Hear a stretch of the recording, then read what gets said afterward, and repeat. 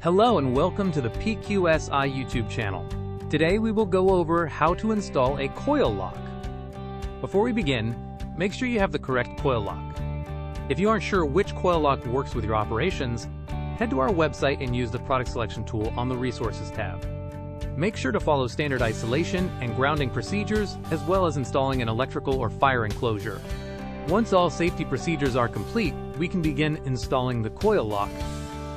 First, you'll have to remove any pre-wired coil discharge devices. To begin, remove the wires A and B shown in Figure 1. These wires are typically connected to the coil of the relay or contactor.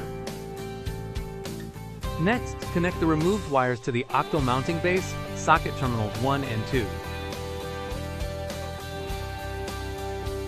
Then connect the new wires from the octal mounting base sockets 3 and 4 to the relay where you removed the wires in the first step. Doing this completes the connection between the coil lock and the relay, ensuring proper operation. Need additional help installing a coil lock? Email us at info@pqsi.com and one of our engineers will reach out to assist you. Like and subscribe to our YouTube channel for more coil lock videos.